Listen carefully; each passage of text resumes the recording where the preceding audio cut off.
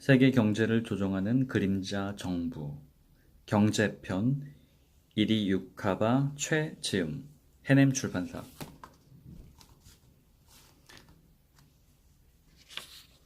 서론 세계 경제는 조작되었다. 페이지 9 세계를 주무르는 엘리트들의 고등수법 1998년은 한국 국민들이 결코 잊을 수 없는 소위 환란의 해였다. 이것은 정도의 차이는 있을망정 한국뿐만 아니라 아시아 전역에 걸쳐 거의 동시에 일어난 세계적인 사건임에 틀림없다. 불과 1년 전만 하더라도 21세기는 아시아의 시대라고 호언장담하던 모습과 몇 년 후에는 아시아인들이 유럽이나 북미를 비롯한 온 세상을 소나기에 넣을 듯 기세등등하던 모습들이 눈에 선하다. 그런데 불과 몇 달 사이에 사정이 180도로 바뀌었다. 내가 이 글을 쓰고 있는 지금도 한국 등 여러 아시아 국가에서는 당시 위정자들에게 그 책임을 묻는 심의를 한다고 떠들썩한 것으로 알고 있다. 만일 그때 각국의 위정자들이 어떠한 일이 일어날지를 미리 알았더라면 사전에 이를 막을 수 있었을 것인가 하는 질문을 나 자신에게 해보았다. 이에 대한 답변은 이 책을 읽고 나서 각자 판단해 보기 바란다. 그러나 현 시점에서 세계의 경제를 누가 왜 어떻게 지배하느냐는 질문에 대해 정확히 답할 수 있는 사람은 아마 없을 것으로 보인다.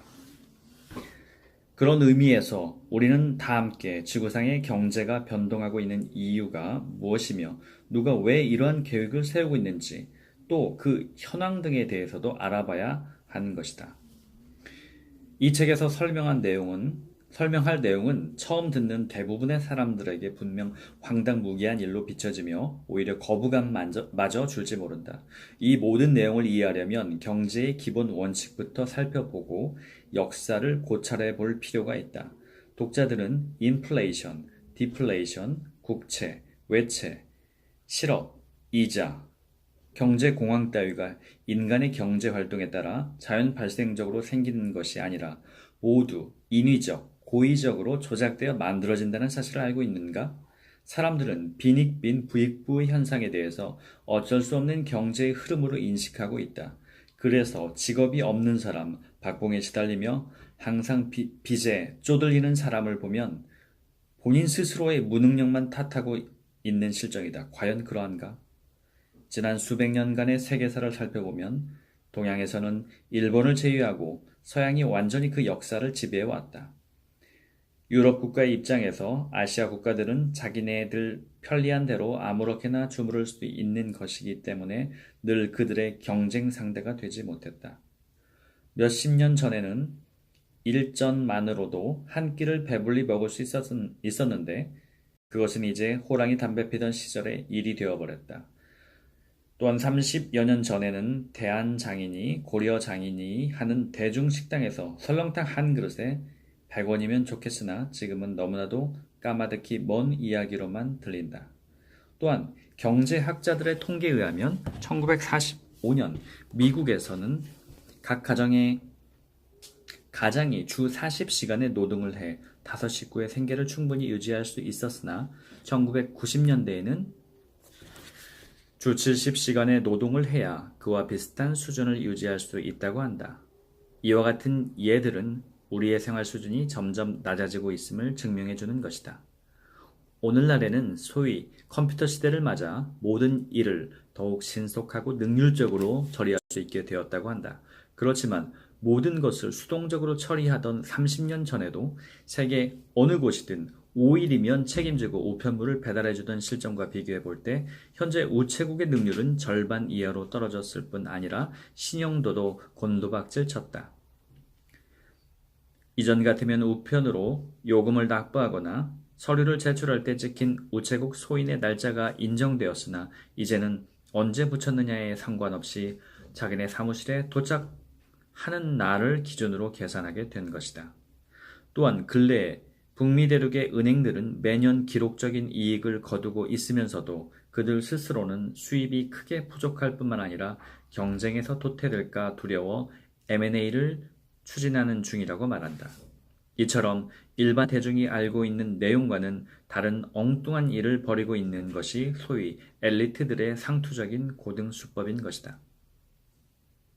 예를 들면 앞서 말한 것처럼 자본주의 경제 원칙의 자유경제 체제에서 도태되지 않기 위해서 M&A를 하는 수밖에 없다고 하면서 실제로는 같은 종류의 사업체들끼리 뭉쳐서 거대한 조직으로 변모한다.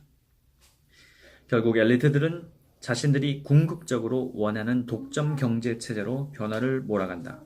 록펠러가 경쟁은 죄악이다 라고 비꼬아 말할 정도로 그들은 내심 경쟁을 싫어하고 독점을 좋아하는 것이다.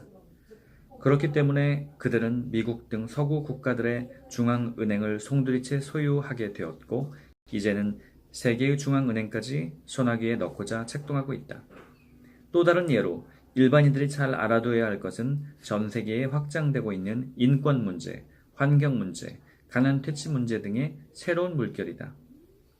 물론 이러한 것들은 이상 사회를 건설하기 위해 마땅히 해결해야 할 일이고 또 그렇기 때문에 대부분의 사람들이 이에 동조해 세계 사조의 주류를 이루고 있는 것이다. 그러나 이러한 운동의 배후 세력이 바로 세계를 주무르고 있는 엘리트들이다. 이들이 쓰는 수법을 고등수법이라고 한 까닭은 그것이 일반인의 지능으로는 이해하기 힘들 정도로 앞서 있기 때문이다. 그들의 수법은 다음 몇 가지로 정리해 보았다. 첫째, 그들은 가난을 퇴치하는 데 앞장서면서도 실제로는 전 세계를 빈곤의 구렁텅이 속에 빠뜨리고 있다. 둘째, 그들은 지구의 환경을 정화하는 운동에 적극 참여하여 명실공히 존경받고 있지만 실제로는 가난한 나라에 가서 자연을 황폐화시키고 땅 전체를 앗아가는 일을 자행하고 있다. 셋째, 인권 신장을 한답시고 실제로는 수많은 나라의 정치적, 군사적 위협까지 불사하며 사회의 무질서와 혼란을 조성하고 있다. 넷째, 평화를 소리높여 외치지만 뒤에서는 세계 도처에서 전쟁이 발발하기 위한 조건을 만들고 수많은 인명을 희생시키는 대량 학살을 조장하고 있다.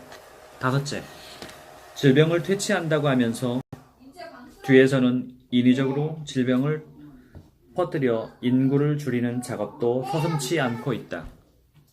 이런 나의 이야기에 화를 낼 분들도 많으리라. 특히 이와 관련된 사업에 직접 투신하여 희생적으로 일하는 분들은 더욱 그러할 것이다. 이러한 분야에서 활약하는 대부분의 사람들은 당연히 원래의 정신이나 취지에 따라 일하고 있으며 이러한 사업의 내막을 알고 있는 이들은 최고위층 몇 명에 불과하기 때문이다. 여하튼 동의를 하든 동의하지 않든 우선은 이러한 가능성을 염두에 두고 기회가 된다면 이 책의 정치편이라고 할 수 있는 그림자 정보도 읽어보기를 바란다. 좀 더 확실한 윤곽을 이해하기 위해서는 엘리트들의 지침서 격인 시온의 치쿤서 100여 년 전에 발견된 필자 미상의 비밀 문서도 읽어보았으면 한다.